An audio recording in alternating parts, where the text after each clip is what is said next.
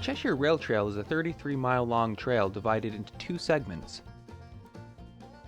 The southern segment runs from Keene to Fitzwilliam, New Hampshire, and is 18.5 miles long. Beginning in Keene, parking can be found along Route 100, right where the old line crossed over.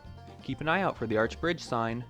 From this parking lot, the first thing you do is head up a little hill here. You can see behind me there's an old stone abutment from the remnants of a bridge that used to cross over the road behind us. And up ahead here is the historical Arch Bridge. This bridge was built in 1847, making it one of New Hampshire's oldest and most historic structures. Also in September of 2012, it received national recognition, which now allows it to receive grants for restoration and upkeep. Good thing, it's pretty far down there. From here, the trail crosses several roads and rounds several stone wall-lined bends before arriving at Mount Higgins Road, where a few parking spaces are found. The trail then follows next to Route 12 for about 3/4 of a mile. Staying hydrated is key to hiking these trails. As always, keep an eye out for remnants. It is an old piece of rail. As you're walking along in here, you'll notice you're going through, it's a slight cutaway, but as the cutaway fades away a little bit, you'll see the road a little more closely over there, and you'll also see a lot of white buildings. You can look over and spot that you're now right across from the Cheshire Fairgrounds. After the fairgrounds, the trail breaks from the road and enters the woods. The trail winds along the wooded mountainside, 2¼ miles, and offers some great opportunities. So even though this trail gets out into the depths of the woods, you're never too far away from civilization. You stand and listen, you can hear cars over on the highway. Looks like there's a cutaway coming up here, girl. Something that I've noticed about this trail more than other ones in this region is the number and size of the cutaways that they have. As you can see, this here is bordered by some beautiful icicles. I'm filming this on December 2nd, 2013, so for anybody who happens to see it in the future, you'll know. Now, of course, when I reference this trail, I'm including the northern section that I've done a video on previously. That one had a cutaway that was, I want to say, about ½ a mile long by maybe 40 or 50 feet tall. But you can always check out the other video if you want to see that one. As you're hiking along, always make sure to check out the old structures. It's kind of interesting looking at how they used to build things. This one didn't use any wood or metal of any type. I know it's a little hard to tell on video because it tends to compress things, but right now Aries and I are on a very tall fill. You can look over the edges here if you ever get a chance to come out and hike this trail. Immediately after the fill, you'll cross one of the famous stone arch bridges that this trail has to offer. This bridge is located at Webb Depot Road, right after the 2¼ mile wooded segment.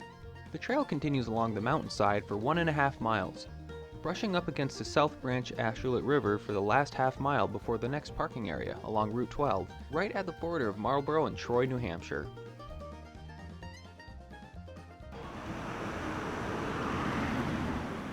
That little girl is pointing out the fact that right next to the parking area we just crossed through, it actually sits on top of a big bridge that seems like the railroad used to share with the highway, because the river crosses under there. The trail continues into Troy, where before long you come to the next bridge. So Aries and I are at another spot where the old line crosses, one of those great stone bridges. And right on the other side of the stone bridge, which we're on right now, you can see is Route 12.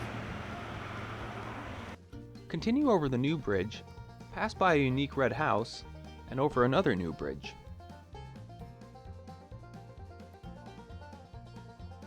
Aries and I are now approaching Marlborough Road, and as you look ahead, you'll see that the trail has been filled in. You'll also notice that there is a little bit of parking along in here, just a little pull off on either side. It's not very well marked here, so you're gonna want to keep an eye out. You'll notice right as you get to the trail, there's the river right there. So if you wind up crossing a little bridge, gone just a tad too far. From Marlborough Road, continue 9/10 of a mile to the center of Troy.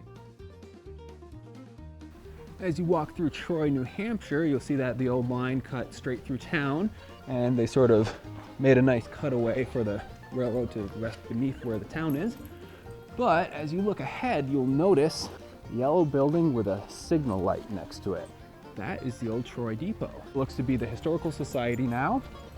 One thing to note is that it looks like there's a large parking area next to it, but there is a sign asking that non-residents park over at the Mountain View Plaza. The Mountain View Plaza is located half a mile away on Marlborough Road and has direct access to the trail.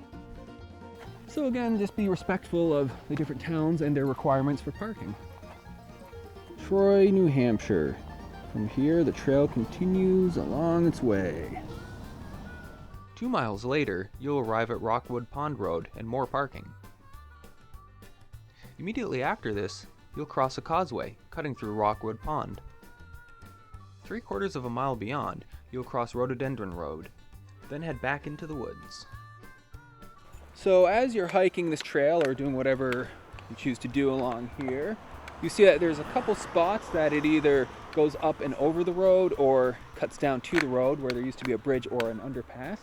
See immediately on the other side, it twists back down and around and goes back next to where the tracks used to be.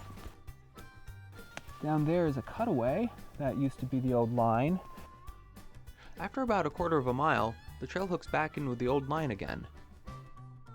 Half a mile later, you come across East Lake Road and the Fitzwilliam Depot, which is located right next to the fire department. Make sure to check out the bricks. See the names? 3/10 of a mile later, you'll walk by Collins Pond. So you can see today there's some fog raising up. It's icy, but the temperature is warmer, so it's evaporating. Collins Pond Road offers a few more parking spaces. Soon, the trail parallels Templeton Turnpike and crosses several parking areas before curving into the final straightaway.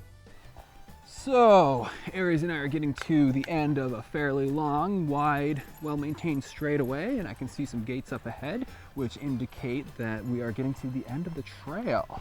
At this end, the trailhead is located off of State Line Circle and has a sizable parking lot. It can be a little difficult to spot, so just keep an eye out for State Line Grocery. State Line Circle is across the road. Right before arriving, you'll cross the last stone arch bridge, which is actually a double arch.